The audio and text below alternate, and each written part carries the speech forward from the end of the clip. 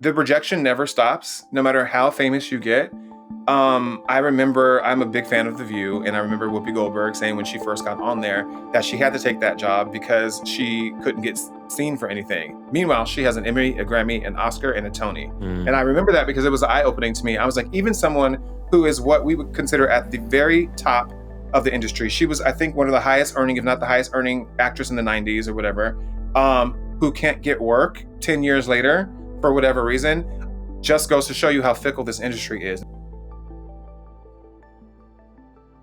Well, Charl, welcome to From Vision to Creation. Thank you so much for taking the time to do this with me today. Thank you so much for having me. I want to start at the very beginning, Charl, from growing up singing in church choirs in San Diego to then earning your Tony nomination as Smokey Robinson in Motown the Musical. You've built an incredible career on Broadway and beyond between shows like Tammy Faye, Children of Eden, and now your work with the Doo Wop Project.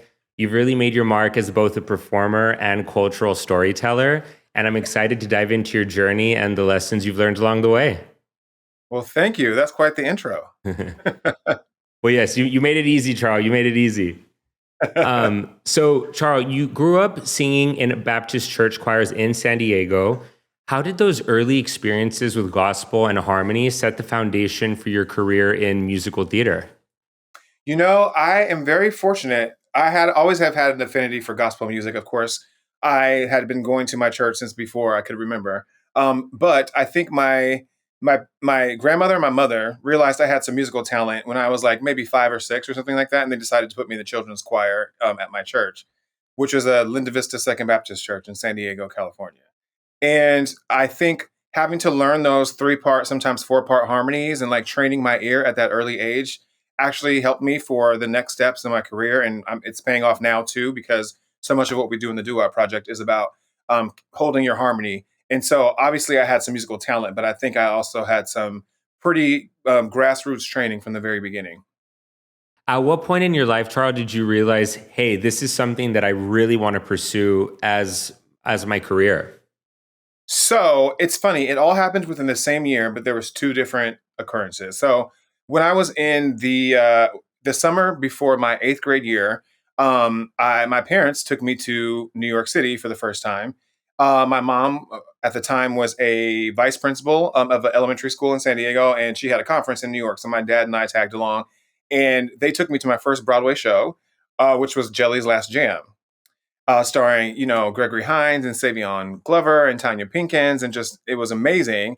And that was truly my first experience of like actually being like, maybe this is something I could do. I'm seeing people who look like me here on this Broadway stage. Now, my parents took me to, certain tours when they came through San Diego, like Dreamgirls, of course. I was very young when that came through. And, other things that had happened, but we weren't big theater goers, not like we are to now. So it was quite the experience to see a Broadway show and have it be that Jelly's Last Jam. So that happened that summer. And then in the 8th grade, I finally got into the Performing Arts School, San Diego School of Creative and Performing Arts. So I auditioned for the very first musical, the main stage musical that the whole school can audition for. And I got in. I was in the ensemble of Annie. And little fun fact, the Miss Hannigan was being played at the time by a senior at the school. Our school was 4th through 12th grade. I entered in the 8th grade. A senior named Sada Ramirez, who is now a Tony Award winning actor and has been on lots of television shows. But Sada was playing Miss Hannigan. And so seeing how professional everyone was, because, it was a performing arts school and a lot of the kids had been doing it since they were young. So they were all very serious about it. And that's where I kind of got bit by the bug, and I'm still suffering the symptoms. The one thing that I really, that's standing out to me about your story is that you went to the Broadway play in New York. You knew immediately that that is something that you would be interested in. And then right away, you began pursuing it and actually becoming a part of the community in your hometown, which I think is huge, because I think that sometimes people think that, especially people who want to go into the performing arts of any kind, they think, I have to move to Los Angeles or New York to make this happen. But really, eventually you probably will have to, but you don't have to. You can get started where you are. Yeah. And, it was also a different time, I'll say. Back in those days, like if you wanted to be a professional, eventually you did have to move to the city. Nowadays, you can kind of audition from anywhere, but Hmm. that's a whole nother story. But yeah, so I do. I mean, that was very important to me, the community aspect of it, getting into my local theater. So I went to a performing arts school, and then from there, I met kids who were doing like San Diego Junior Theater down in Balboa Park, which is where I had my first like leading role in like the ninth grade, I think, the summer before my ninth grade year. So the very next summer. And then things, we also, I'm very lucky that we have places like the Old Globe and La Jolla Playhouse in San Diego that produce some, Broadway quality theater. So I had a lot of tools and a lot of Hmm. like teaching mechanisms to learn from. I had a community of professional theater artists in my hometown. So that was very lucky because a lot of them taught at our school. They would direct or choreograph the shows I would do outside of school at Starlight Theater in San Diego, which is where I got my first paycheck for doing theater down in Balboa Park. It's defunct at the moment. A good friend of mine is trying to bring it back, but it's this beautiful amphitheater down in the middle of San Diego, San Diego's Balboa Park. So that's kind of was my training ground because I would audition for them and get and do ensemble roles at that theater every summer. All through Mm. college, even I would go down to San Diego and do shows there as well. So I really got my start in San Diego in the San Diego theater community. And I know that you attended USC School of Dramatic Arts. What were some of the pivotal lessons or moments that shaped your approach as an actor and performer while studying there?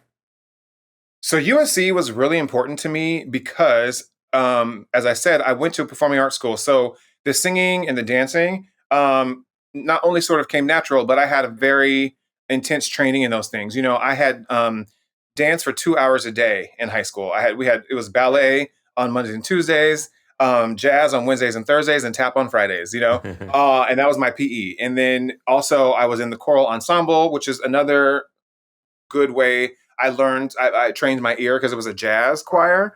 And so those harmonies are tight and you really have to stick to them. So I feel like that really helped me.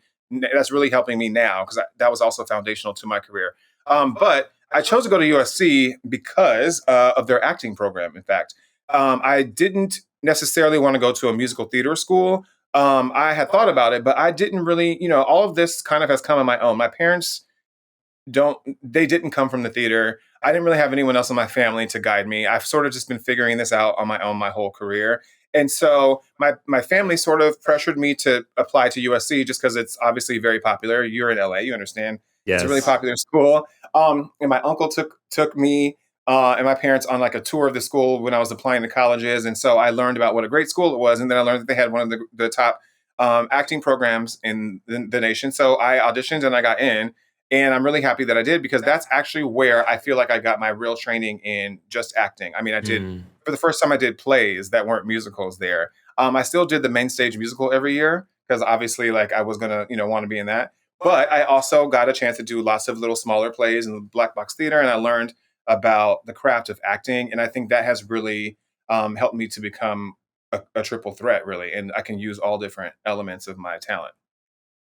Yeah, and I've always been curious about that. How do you feel that learning methods as an actor translates on stage and vice versa? So yeah, it's a different medium. Camera and stage are two different mediums. I think the biggest thing to realize is that the camera is picking up every small nuance and move. So you can't really afford to be as big. You're not projecting to the back of the house. It's more of a small, intimate performance. And so while your thoughts have to be the same, and while you always want to start from a place of truth and reality for the character, you do have to also, this is where the craft comes in. You have to understand that this is a camera and you're not, as opposed to when you're on stage, sometimes you have to project. You still have to be speaking for real, but you have to make sure that your voice can carry to the back of the house. For the Hmm. camera, you can speak quieter. And so I feel like learning those two separate techniques was really helpful for me. And how soon after graduating from USC did you move to New York City? So after I graduated, I spent almost a year like waiting tables in New York, waiting tables in LA, going on auditions, and then in the following year, I got cast in the European tour of Hair, the musical Hair, and I got a chance to tour 8 different countries on that tour. and I spent 2.5 years out in Europe. And it was from there that I decided to finally make the big move to New York because, as I was saying earlier, this was at a time where you couldn't just have an agent in LA and audition for things in New York. Most of the time, they wanted to see you in person. The tape Hmm. system wasn't the same as it is now by any means. And so you really had to be in the city. So half of that cast for the European tour was from New York. The other half was from LA. So I felt like I had some built-in friends. I Mm. survived my first winter in Germany, hoofing it to the stage door with the snow coming down, which I never experienced, obviously in San Diego. So I had that going for me. I was like, okay, I can do 8 shows a week in the snow. That was the real test. And so I saved up a little money and I just finally decided to make the move to New York. A good friend of mine from college was looking for a roommate and he suggested I move in with him. And that was the best move I've made. And let's talk about that move a little bit more. Did you, at the moment, were you experiencing any kind of doubts or fear before moving to New York? Yes, I don't think those ever go away. I was very trepidatious. Listen, my whole family all lives in San Diego, California, or in Southern California at the very least. And I didn't really have any strong foundation here in New York City, but I just had this dream. So I was afraid it wouldn't work out. I was Hmm. afraid, what if I never make it on Broadway? But I guess thank God for youth because I was just young and dumb and like I thought I could. I had all these aspirations that I knew I could fulfill. Life hadn't beaten me down quite yet, so I had a lot more confidence. I still have a lot of confidence because that's what it takes for this business. But you understand what I'm saying. Like when you're younger, the world is your oyster. So, Hmm. but yes, I was nervous moving out here because it's a big city, and I wanted to go to college in New York, but my parents talked me out of it. And in retrospect, they were probably right because I was 17 when I started college. So I don't know that I would have survived in New York back then.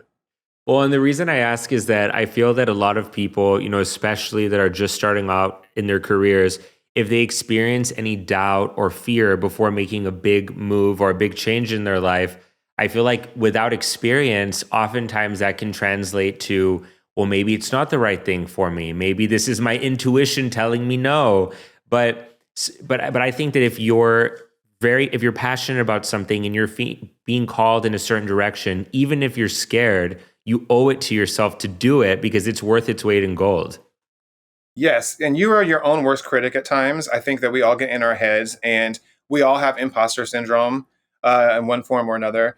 But I think, as I did, when you know that you are meant to do something with your life, you got to go for it. And Hmm. so I just put those fears aside and I went for it. And so you move to New York City, you start auditioning for plays right away, I'm assuming. Let's talk about your first off Broadway play, Walmartopia. Yes.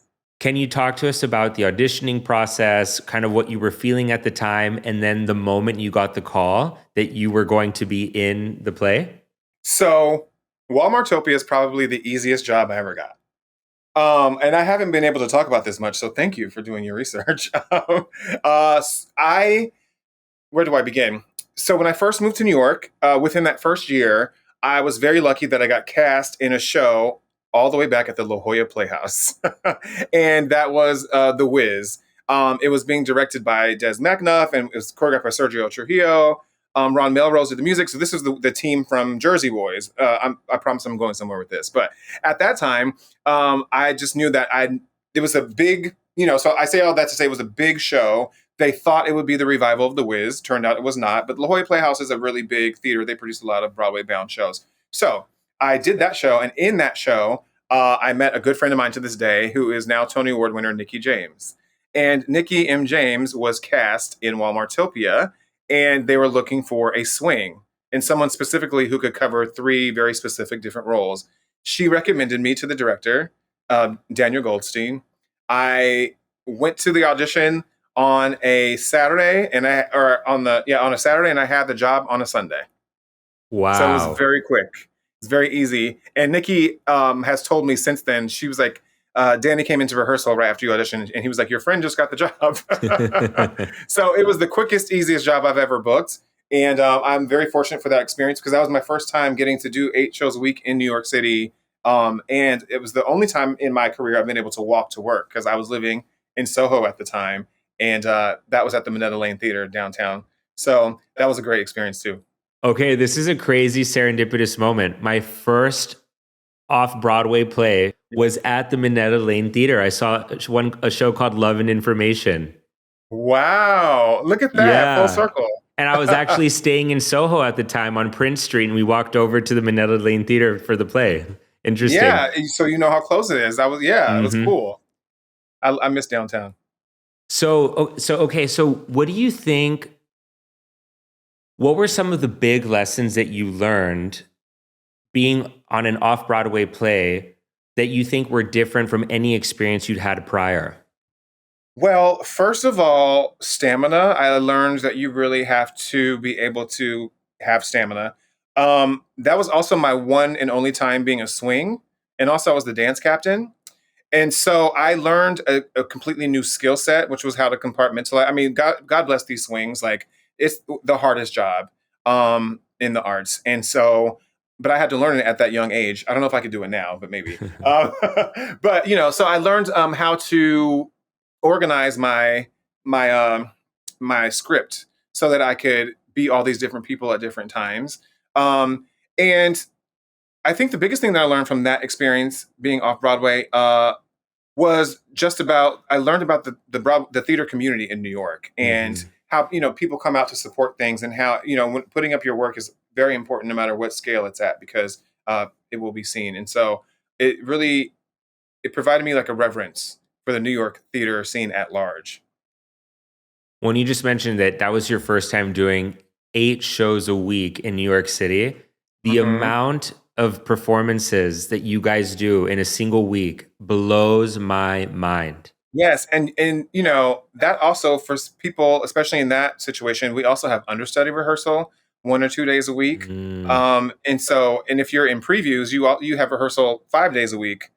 Before and you're also doing 8 shows a week, so it can be very very taxing. But you like I said, you got to learn how to have stamina. For me, it's about going to the gym and making sure I eat healthy and I get my rest.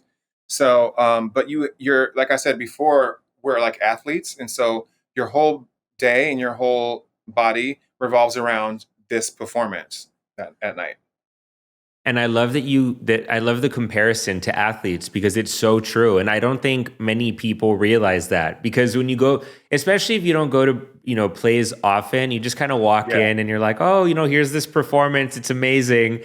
And then you leave and you just don't really think about how much, like just the amount of times you have to do the performance. About a year ago, I saw Sarah Paulson in Appropriate, Hmm. and there's one scene where she's screaming at the top of her lungs, maybe for 10 minutes, and I thought, oh my god, she does this at least 8 times a week. Hmm. Yeah. And I come from an athletic family. Both my brothers were football players. They were both high school and college stars. My dad as well, and my uncles were all high school and college football stars. My dad is a high school football coach. He just retired this season, but he's been doing it my whole life. So I had an understanding of what it takes for training and to, the two a days, as they call it, for the practices and stuff like that. So that I guess that kind of comes natural to me to be athletic. But it wasn't until 10, 15 years ago I was like, you know what, I'm an athlete too. That you really have to your body has to be in shape because not only is it all the singing and the dancing, but also in Broadway theaters there's lots of stairs, and you also have to make changes upstairs, and there's a whole tracking system that goes on behind the stage that's also very athletic, at times more athletic than the work you're doing on stage. So I think having to be an athlete really is an advantageous thing for people who want to be actors. And I interviewed on this show a Tony nominated Broadway play director, and he compared Broadway. He said it's a blood sport, Yeah. and I happen to agree. Blood, sweat, and tears, baby. All of the above. Yeah. Let's talk about your role as Smokey Robinson in Motown the Musical, which was huge and amazing and earned you a Tony nomination, a Grammy nominated cast recording, and the chance to reprise the role on London's West End.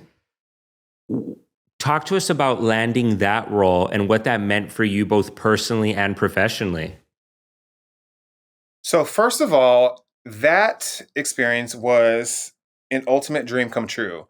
Um, I grew up listening to Motown. My father is the biggest Motown fan, specifically the Temptations, but all the Motown artists. And growing up as a young black kid in America, Motown is just a part of your culture. It's just a part of who you are and part of your identity. Especially those of us who grew up in the Baptist church, which a lot of Motown artists started out in. Which Smokey Robinson started out in the Baptist church. He went to Aretha Franklin's father's church. He grew up around the corner from Aretha Franklin. So I feel like that music speaks to me at a very personal level. And so the funny thing was, I was doing Sister Act on Broadway at the time, which was my Broadway debut, and my stage manager called me into his office randomly, and I thought, "Am I in trouble? Like, what I do?" And then he pulled up a picture of Smokey Robinson on the computer, and he was like, "Do you see this picture? He looks just like you." I was like, "I guess I do look like a young Smokey Robinson."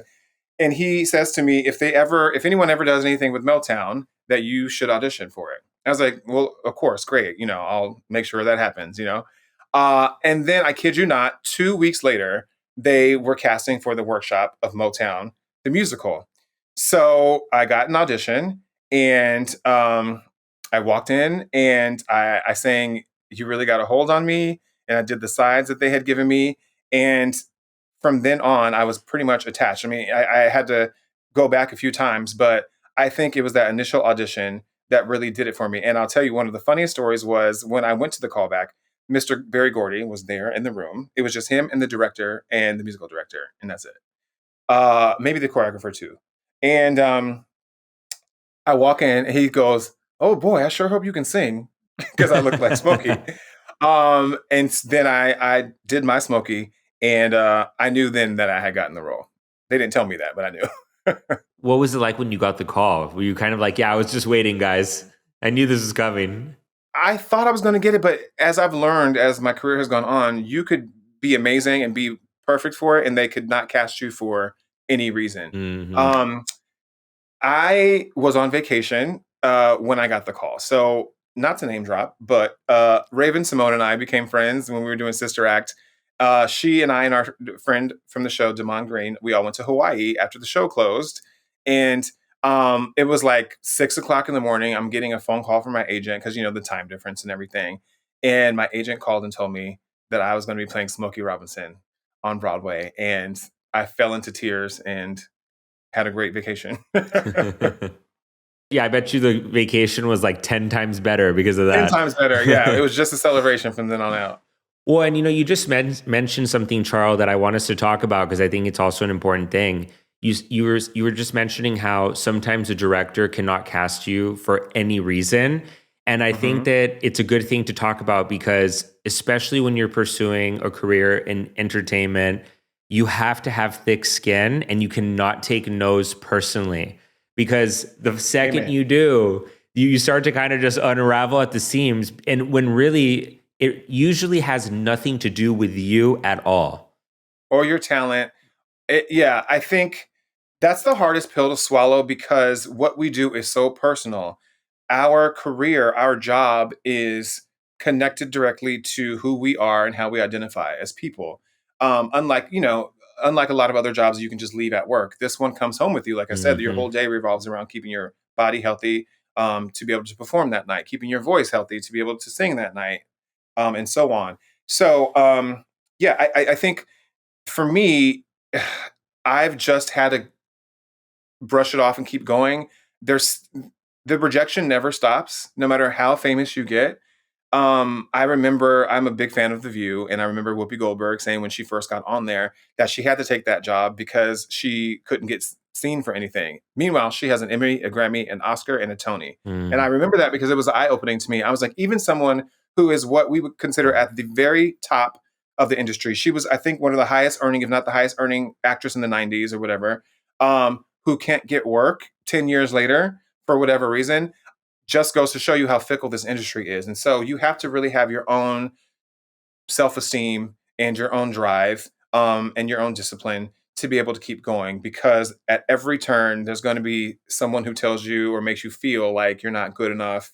Um, but that's not the case. A lot of the times it has to do with things you can't change, like how tall you are, or they wanted to go with someone who is of a different ethnicity, or they wanted to go with someone who was a little bit older or a little bit younger. These are all things you can't control. All you have to do is go in there and do your work, and live out the circumstances as truthfully as you can that are in the script, and hope for the best.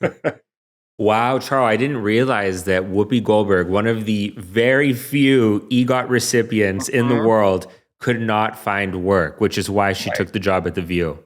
right. I will never forget her saying that, which is just insane to me, but also now makes complete sense. Hmm. Um, because and especially the more success you have, it's like the higher you are, the harder the further the falls are, because the jobs that you go up for are a lot more life changing, but Mm, then they're a lot harder to get. So right. it's a double edged sword at times.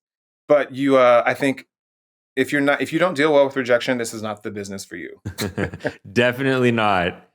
Yeah. And one thing too that I've actually been talking about more frequently on this show are so in entertainment in particular, and I think this can apply to many different professions, just depending on what you're doing.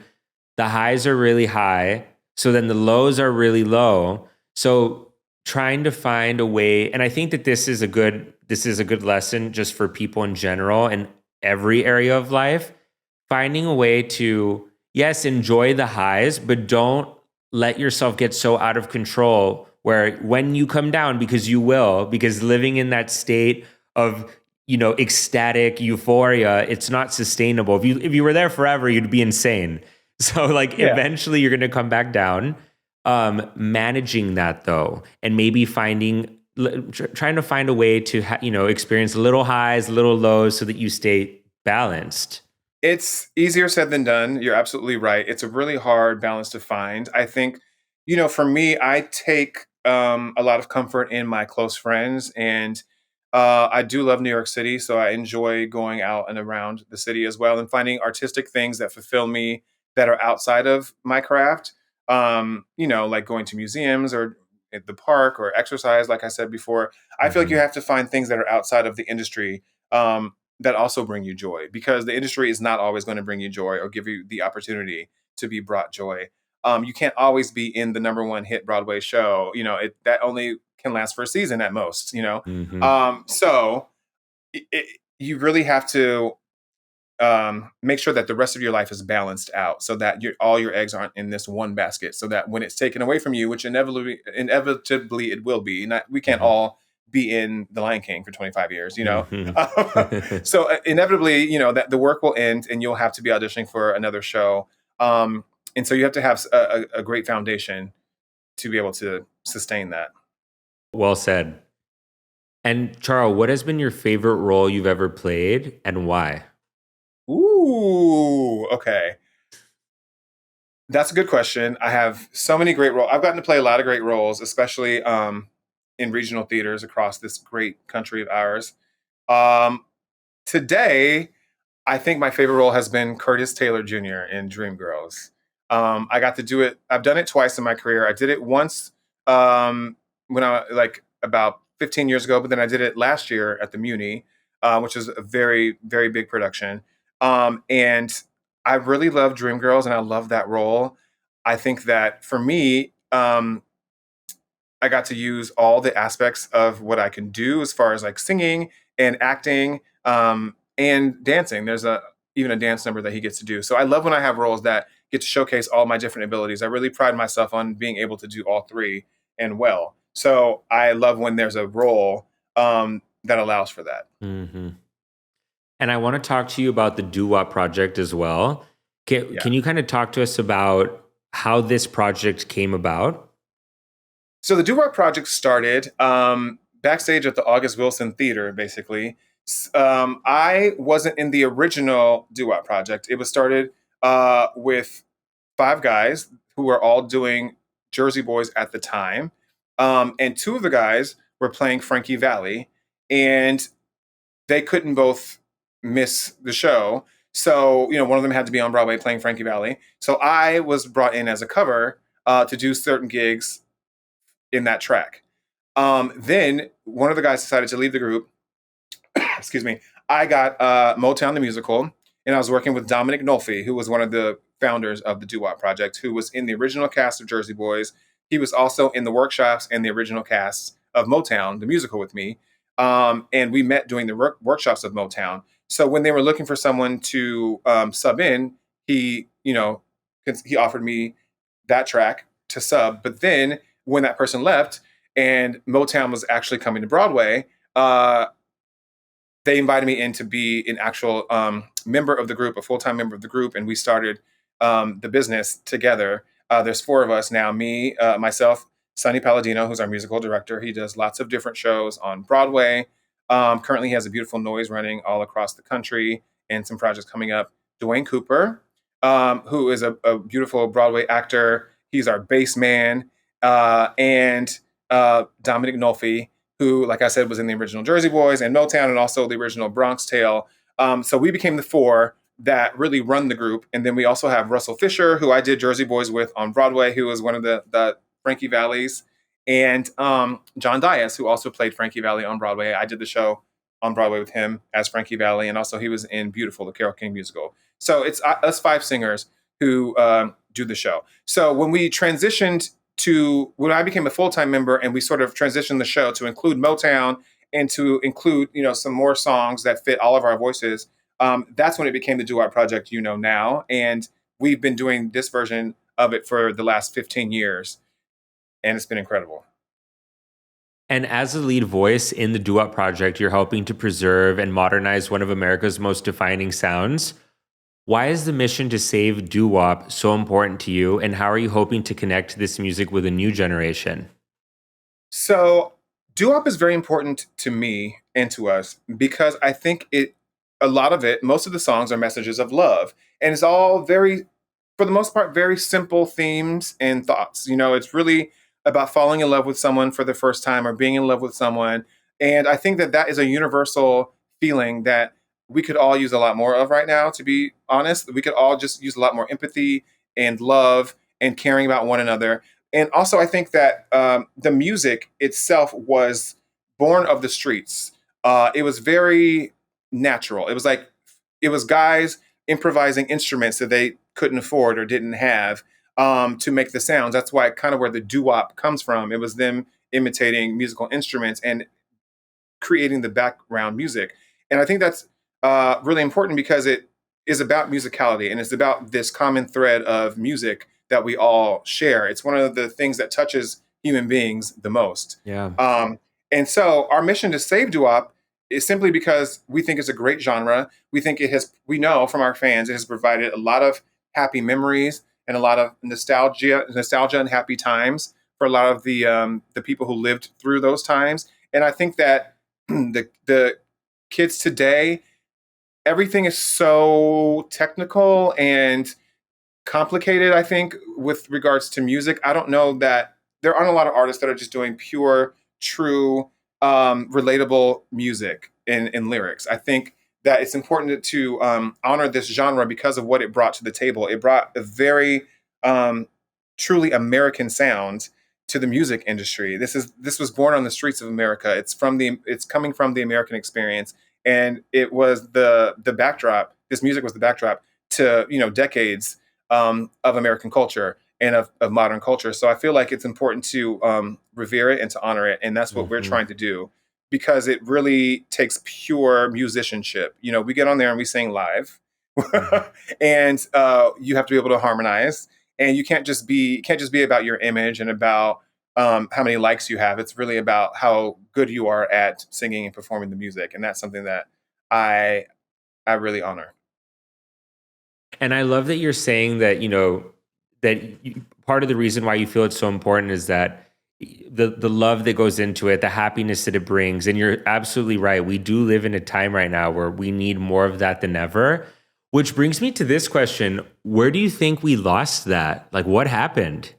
I think that our culture has sort of morphed into this space where every person thinks that they should be a star as opposed to a part of a community or a part of a group or a part of a bigger picture. I think that we've all become very isolated from one another with our devices and our phones. We don't have as much human interaction.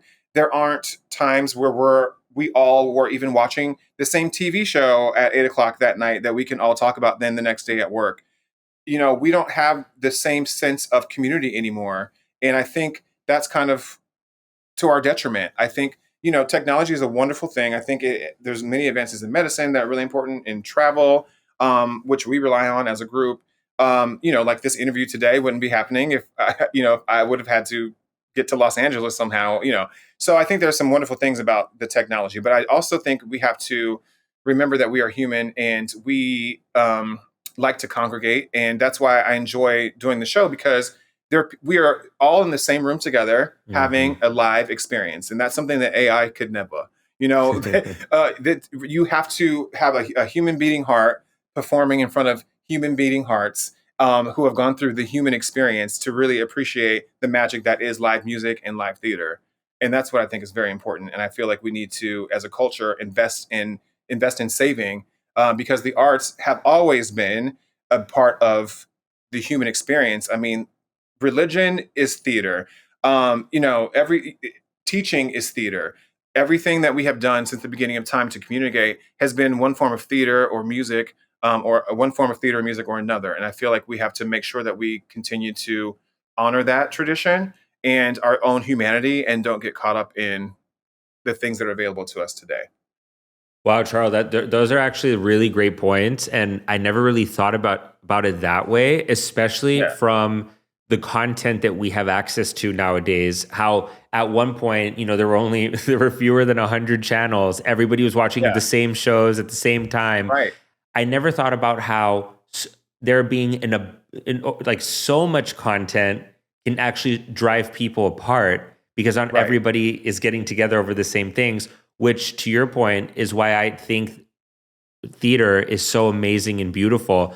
When you sit down, and I've always loved theater, I've always loved live entertainment, but especially after the pandemic, I had like a Hmm. newfound appreciation and respect for it.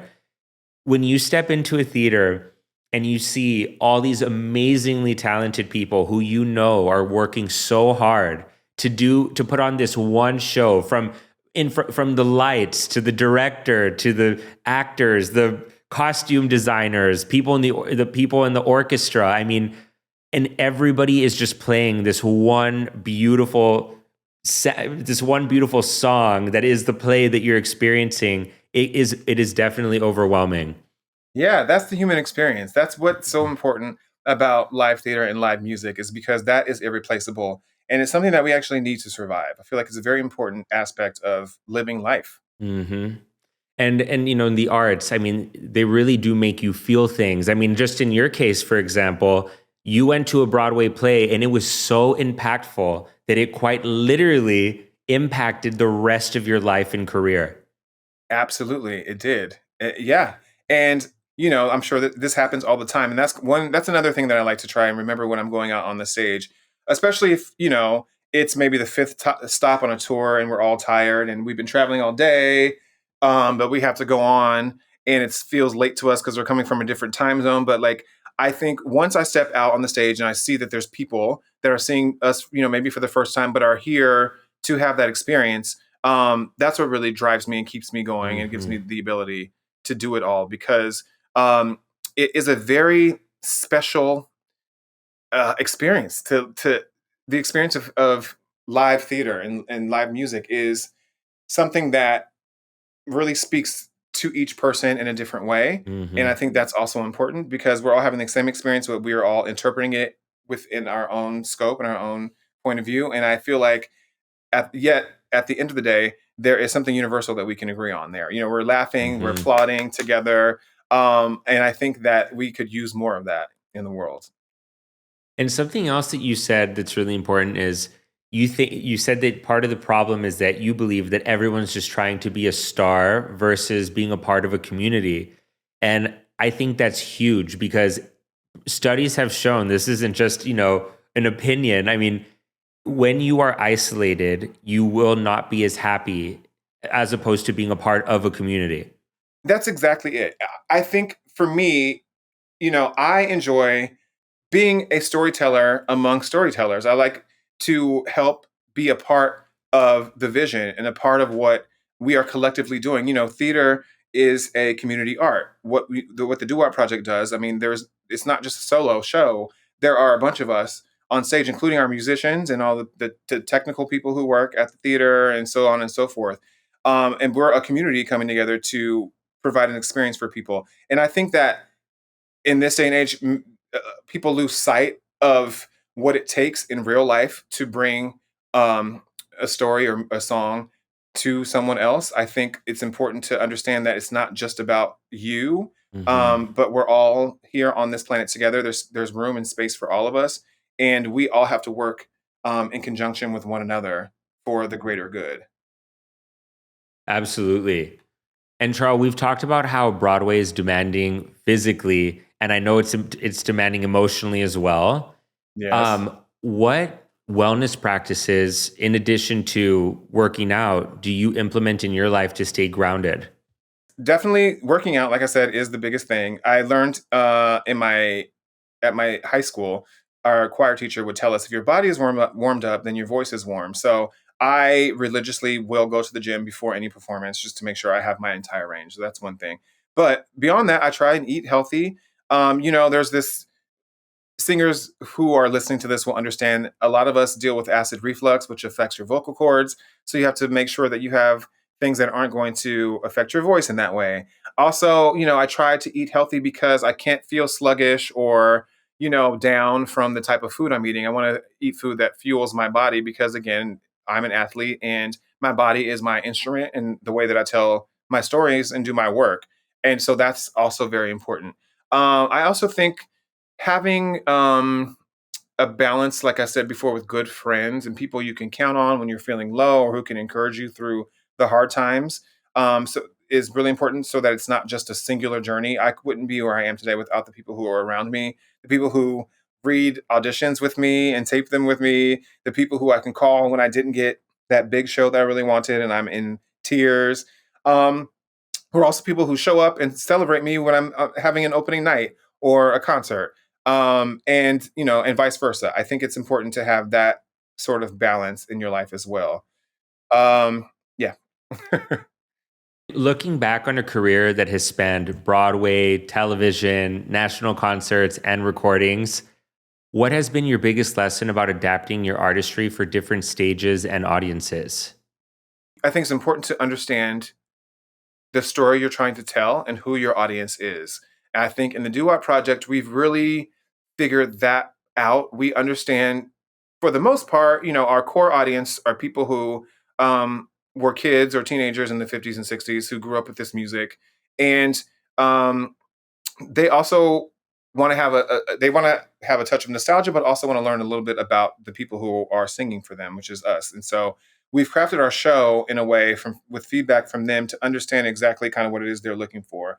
So that's one lesson. I think the other lesson that I've learned with regards to like theater is your job is to go out there and present the character in the way that it's directed and that it's written, and it's less about you and more about whoever that character is. Mm, And I feel like that really carries an artist a longer way when they bring what they have to the table as this character, as opposed to making it about themselves being in this role, if that makes sense. hmm. Um, so I think differentiating between those two things is really important. And that's kind of a bigger lesson that I've started to understand recently in my career is knowing the reason you're telling the story, the reason, which a song is a story, um, the reason that people are there to hear it. I think a lot of times people just think of good ideas that they like, but don't know how to translate to the masses or to an audience. And I feel Mm. like there has to be a balance between what you're trying to express and what the audience is will receive. And Charles, if there's somebody listening right now who is interested in pursuing a career in theater, what advice would you give them just starting out? Well, I would tell them, like we spoke about earlier, to get involved in your local community theaters, your school theater, especially, and then whatever's happening in your community, and to always be a listener when you're in those rooms, because there's a lot that that can be learned by just listening and paying attention to what's going on, and also to always be a student of your craft and of your art. You never know it all, and there's always something to challenge you. I mean, for me, for example, I've had to learn how to, do auditions on a computer, and I've had to learn other technical aspects of. I never thought I would spend this much time in front of a laptop. I didn't even own a laptop until 2020, just because I did everything via email on my phone or whatnot. So, but I think you have to be adaptable. Is my point. You have to Mm-hmm. be adaptable to the circumstances that are presented to you, and my biggest thing is to remove your ego from every situation, because that's not really going to serve you. I think there has been this model of, like, the diva or the difficult actor is the one who's the most talented, and that's just not the case. Usually they're hiding insecurities, and I think that's become a lot more obvious to people these days. Mm-hmm. And no one has time to work with people that are horrible to be around. And I'm finding in my career that, that's happening to people. And if you're not a pleasure to work with, then people won't hire you anymore. So I feel like that's one of the most important things people need to learn right away, is to just take your ego out of it. Understand what your director or choreographer is asking of you, and while it might be off-putting or something you don't want to do, it's your job to do it, and figure it out. But B, it's not really that big of a deal. No one's going to die. I mean, we're not surgeons. We're theater actors, and we're musicians. We're here bringing, joy or insight to people. We're bringing arts to people. So to lower the stakes for yourself, but still be as professional as possible, I think is a better way to go about it all. Yes, and to anybody who has a huge ego, and if you're taking it to work, please leave it at home, Leave because that at home. Ain't nobody got time for that. nobody has time for that. And hey, guess No. what? If you're less of a nightmare to work with, you might also have a better day too. Who knows?